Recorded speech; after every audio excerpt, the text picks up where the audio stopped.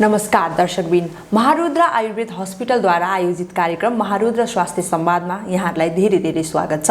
आज हामी महारुद्र स्वास्थ्यमा कस्ता कस्ता उपचारहरू भइरहेका छन् जानकारी दिनका लागि आज हामीसँग हुनुहुन्छ त्यहाँका डाक्टर मुकेश कुमार ठाकुर। आउनुस् कार्यक्रममा डाक्टरलाई स्वागत गरौँ। स्वागत छ यहाँलाई। धन्यवाद। महारुद्र आयुर्वेदले चाहिँ कस्ता कस्ता उपचारहरू चाहिँ गरिरहेको छ अहिले?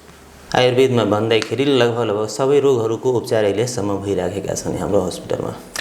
यसको सुरुवात कसरी गर्नुभयो हजुरहरूले?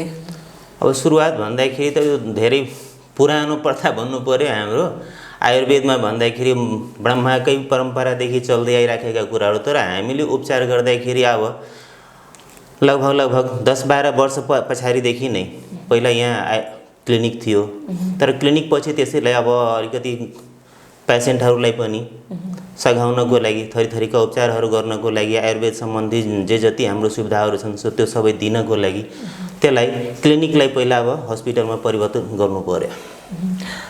हजुर डाक्टर, हजुरले आयुर्वेदलाई नै किन हुन्छ नि एकदम प्रोत्साहन दिनुभयो?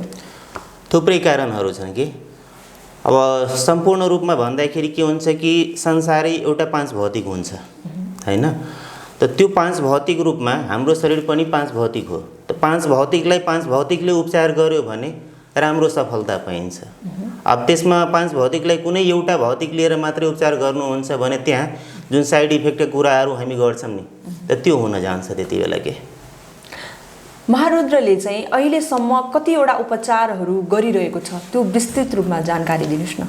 हामीसँग म्याक्सिमम आउने पेसेन्टको कुरा गरौँ है, विस्तृत रूपमा भन्दाखेरि त सबै रोगहरू आउने गरे हुन्छन्, तर म्याक्सिमम आउने हामी कहाँ ग्यास्ट्राइटिसका केसहरू हुन्छन्, पाइल्सका केसहरू हुन्छन्, बाथ व्याधिका केसहरू छ, प्यारालाइसिसका केस छन्, केही डायबिटिजका रोगीहरू पनि छन्, र अरू थुप्रै महिनाभरिका समस्या भएका छालाका रोग सम्बन्धी थुप्रै आउँछन्। जस्तै उपचारको लागि महारुद्र नै रोज्नु पर्दा कस्ता कस्ता उपचारहरू चाहिँ हुन्छन् भनेर जान्ने त? अब पञ्चकर्म सम्बन्धी सेवाहरू चाहियो भने अथवा मानसिक रोग सम्बन्धी समस्या केही छ भने त्यति बेला पनि सम्झिँदा हुन्छ। पेट सम्बन्धी जुनसुकै समस्या हुँदाखेरि ग्यास्ट्राइटिस सम्बन्धी समस्या होस्, लिभर सम्बन्धी समस्या होस्, यस्ता समस्याहरूको लागि पनि सम्झिन सकिन्छ हैन? डायबिटिजका केसहरूमा पनि हदैसम्म सम्झिन सकिन्छ। बाथ रोगीहरूमा, प्यारालाइसिसका केसहरूमा यसमा हाम्रो म्याक्सिमम सफलता छ। सबैभन्दा म्याक्सिमम सफलता भनेर तपाईँले भन्नुभयो नि हैन? हजुर। अहिलेसम्म एकदमै यो रोगको उपचारमा चाहिँ धेरैजना सेटिस्फाई हुनुहुन्छ भन्ने कुनै रोग? पाइल्सका केस भनौँ, डायबिटिजका भनौँ, छाला रोगीहरू हो, ग्यास्ट्राइटिसका केसहरू हो, थुप्रै छ। तपाईँ यसमा कार्यरत कति वर्ष भयो? लगभग 3 वर्ष हाम्रो हस्पिटल भएको छ। सुरुदेखि नै म यहीँ छु। सुरुवातदेखि नै तपाईँ हुनुहुन्छ। अहिलेसम्म कतिवटा बिरामीहरूलाई चाहिँ तपाईँले सफल उपचार गर्नुभयो? अब काउन्ट गर्दाखेरि त खासै त्यो रेकर्डै हेर्नुपर्ने कुरा भइहाल्छ, तर थुप्रै छन्। अब लगभग यो 3 वर्षमा नभए नि 4-5 हजार त जति भ्या होला। 4-5 हजारको सफल उपचार गरिसक्नुभयो। उहाँहरू एकदमै तपाईँहरूसँग सन्तुष्टि हुनुहुन्छ? हजुर। उहाँहरू सन्तुष्टि भएर उहाँहरू मार्फत हजुरहरूलाई पनि त रिफर गरेर थुप्रै आउनुभयो होला? थुप्रै आउँछन्। अब मात्रै एडभर्टाइजको कुरा मात्रै छैन, त्यहाँ पेसेन्टले मुख्य रूपमा त हामी सन्तुष्ट त्यति बेला हुन्छौँ कि पेसेन्टलाई नै पठाइदियो भने त्यसमा हामी बेसी खुसी भएका हुन्छौँ कि। कारण एडभर्टाइजका त थुप्रै कुराहरू हुन्छन्, सबै संस्थाले सबै आफ्नो आफ्नो हिसाबले गरेका हुन्छन्, तर कुनै पेसेन्ट सन्तुष्ट भएर उपचार भएर यदि सन्चो भएको छ त्यस्ता पेसेन्टले यदि रेफर गरेछ भने त्यसमा हामी बेसी खुसी भएका हुन्छौँ। यसको हेड अफिस हाम्रो ग्वारकोमा रहेको छ भने ब्रान्चहरू पनि सरहरूले खोल्ने हैन? महारुद्र आयुर्वेद हस्पिटलको अहिलेसम्म त ब्रान्च छैन, अब अगाडिको दिनमा हुन सक्छ। के सोच्नु भएको छ? बिस्तारै सोच्नु भएको छ। जस्तो नेपालभरि रहेका विभिन्न ठाउँमा विभिन्न जिल्लाहरूमा रहेका बिरामीहरू चाहिँ यहाँ आउनुभयो भने के सुविधा पाउन सक्नुहुन्छ उहाँहरूले? अब पेसेन्टलाई यहाँ सुविधाको रूपमा भन्दाखेरि बस्ने सुविधा हुनु पर्यो, औषधि उपचारको सुविधा हुनु पर्यो, पञ्चकर्मका जुन थेरापीहरू छन् त्यो हामी गरिराखेका हुन्छौँ, खाने बस्ने दुईटै सुविधा हुन्छ यहाँ। खाने बस्नेको सुविधा राम्रो छ? जस्तो बिरामीहरूलाई हस्पिटलमा जसरी भर्ना गरेर उपचार गरिन्छ महारुद्र स्वास्थ्यमा पनि त्यो उपलब्ध छ? त्यही हिसाबले सुविधा दिएको छ। अहिलेसम्म बिरामी त्यही भर्ना भएर आउनुभएका बिरामीहरू थुप्रै हुनुहुन्छ? थुप्रै आउँदै गरेका छन्। अब यो त लकडाउनको हिसाबले अलिकति बाहिरबाट आउने म्याक्सिमम फेरि हाम्रो पेसेन्टहरू भ्याली बाहिरका बेसी पेसेन्टहरू हुन्छन् कि अब त्यो हिसाबले यातायातको सुविधा नभएर पनि अहिले अलि कटौती भएको छ पेसेन्टलाई, त्यस्तै हो। जस्तो हाम्रो 77वटा जिल्ला छन् हैन, ती 77वटै जिल्लामा महारुद्रको स्वास्थ्य सम्बन्धी जानकारी पुर्याउन सफल हुनु लगभग मैले अब 3 वर्षदेखि यहाँ बस्दाखेरि त्यस्तै हेरिरहेको छु। लगभग कुनै पनि जिल्ला, मलाई लाग्छ कि नेपालको कुनै पनि जिल्लाको यस्तो छैन कि म फलानु जिल्लाको पेसेन्ट हेरेको छैन, त्यस्तो छैन। म हरेक जिल्लाको करिब करिब पेसेन्ट हेरिसकेको छु। कस्ता कस्ता बिरामी आउनुहुन्छ? जस्तै काठमाडौँ भ्याली भन्दा बाहिरका बिरामीहरू चाहिँ? बाहिरका बिरामी भनेको दीर्घ रोगहरू जुन छन्, त्यस्ता जुन अब धेरै समयसम्म प्यारालाइज भइसकेका रोगीहरू पनि आउँछन् कि। अब अस्ति नै सानो सानो बच्चा पनि 1-2 जना हाम्रो त्यस्तै थियो कि प्यारालाइज भएर 2-3 वर्षदेखि घरमै बसेका छन्। अब त्यस्ता बच्चाहरूलाई पनि हामी उपचार गरेर अहिले पठाएका छौँ तिनीहरूलाई। हजुरले बच्चाहरूकै कुरा गर्नुभयो, कस्ता कस्ता उमेरका व्यक्तिहरू चाहिँ उपचारका लागि यहाँ आउनुहुन्छ?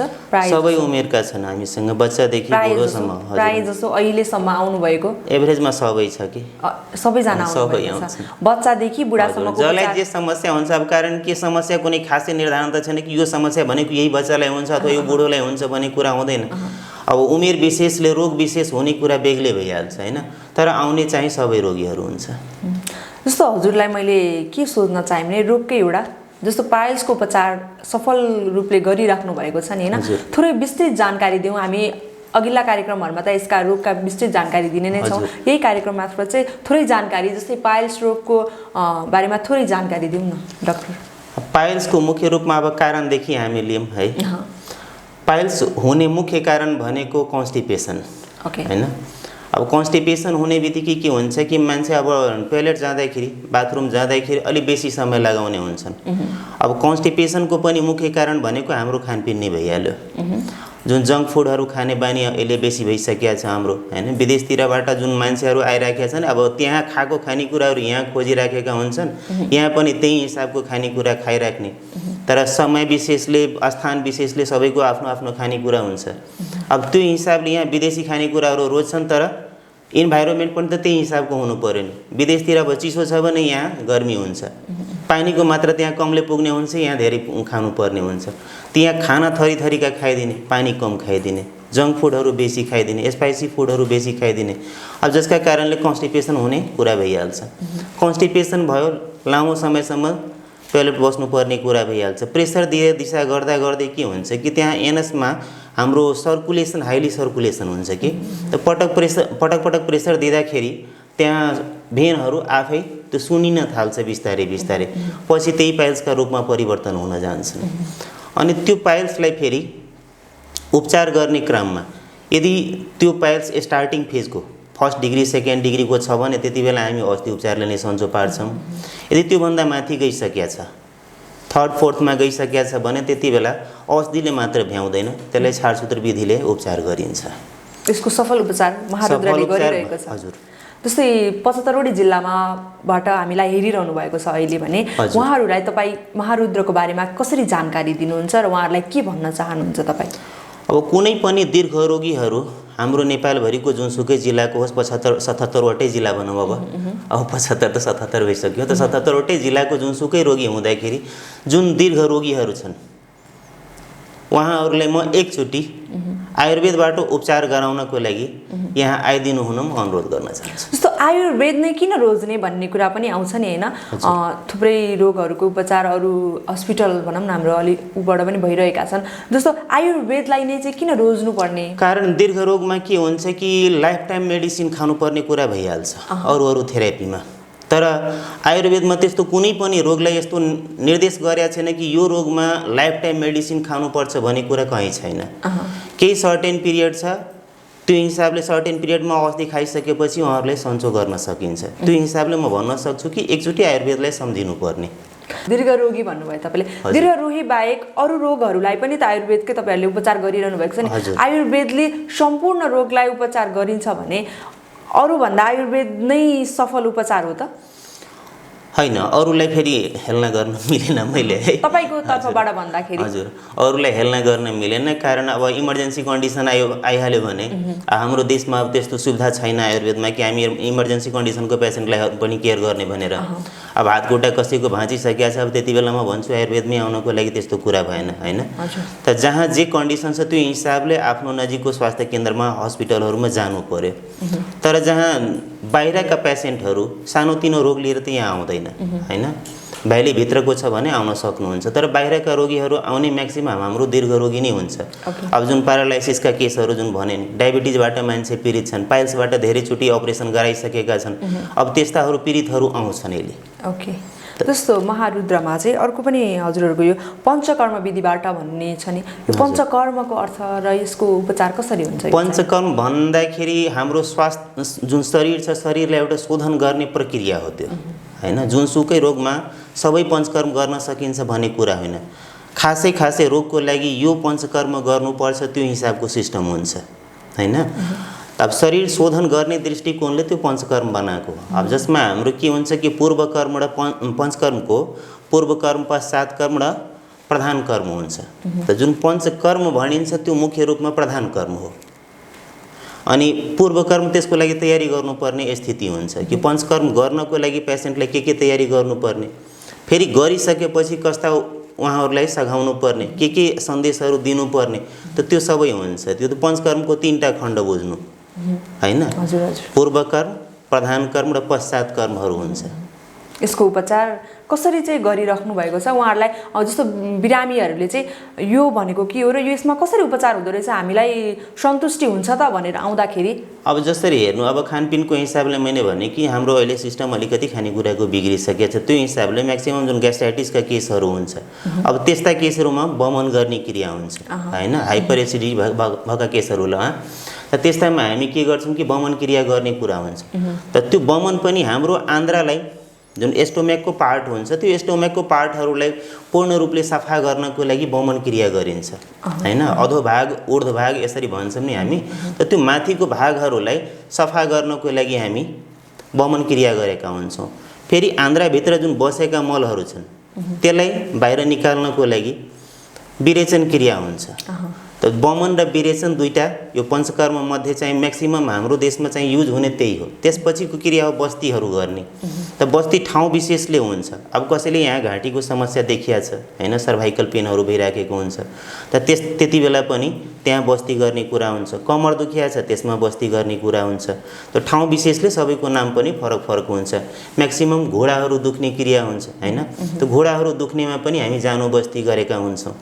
त बमन, विरेचन, बस्ती, त्यसपछि के हुन्छ कि रक्तमोक्षण क्रियाहरू हुन्छ। त रक्तमोक्षण अहिले हाम्रो नेपालमा धेरै कमै ठाउँमा चलिरहेछ। अब त्यसको लागि पनि हामी सोचिरहेछौँ। अब रक्तमोक्षणमा आयुर्वेदमा भन्दाखेरि त्यो जुकाले प्रयोग गर्ने कुराहरू हो कि, जस्ता गाउटहरूको केसमा हुन्छ त त्यसमा जुकाको प्रयोग गरेर त्यहाँका फोहर रगतहरूलाई तान्ने कुरा हुन्छ। त त्यो रक्तमोक्षण क्रिया अन्तर्गत परिहाल्छ। त्यसपछि शिरो विरेचनहरू हुन्छ। यस्ता क्रियाहरू सबै पञ्चकर्म अन्तर्गत पर्ने भइहाल्छ। यस्ता थुप्रै विधिबाट चाहिँ हामी महारुद्रले उपचार गरिरहेको छ, अहिलेसम्म सफल उपचार भइरहेको छ, हैन त? भनेपछि हामी आगामी दिनहरूमा उहाँहरूलाई थुप्रै उपचारका विधिहरूको कसरी उपचार गरिन्छ र यो रोगको बारेमा पनि जानकारी गराउने नै छौँ। दर्शकहरूलाई आगामी दिनको लागि के भन्न चाहनुहुन्छ? आगामी दिनको लागि म दर्शकहरूलाई भन्न चाहन्छु कि जुन हाम्रो यो महारुद्र स्वास्थ्य संवादमा हामी हरेक हप्ता कुनै न कुनै एउटा नयाँ रोगहरूको बारेमा यदि तपाईहरूलाई केही त्यस्तो जिज्ञासा छ भने तपाईँ सोध्न सक्नुहुन्छ। त्यसको जवाब हामी आगामीको प्रोग्राममा पनि त्यहाँ एट्याच गर्ने हुन्छौँ, हामी राख्ने हुन्छौँ। त्यो तपाईँहरूको जति क्वेसन हुन्छ त्यो सबैको जवाब दिने कोसिस गर्दछौँ। हस् त डाक्टर साहब, समय निकाल्नुभयो, जानकारी दिनुभयो, यसका लागि धेरै धन्यवाद। धन्यवाद।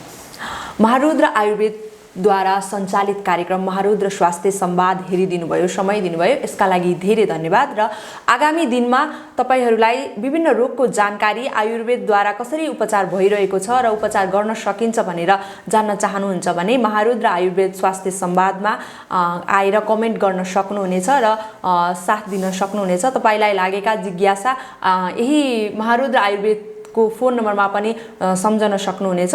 यसका लागि महारुद्र स्वास्थ्य संवाद हेर्दै रहनुहोला। नमस्कार।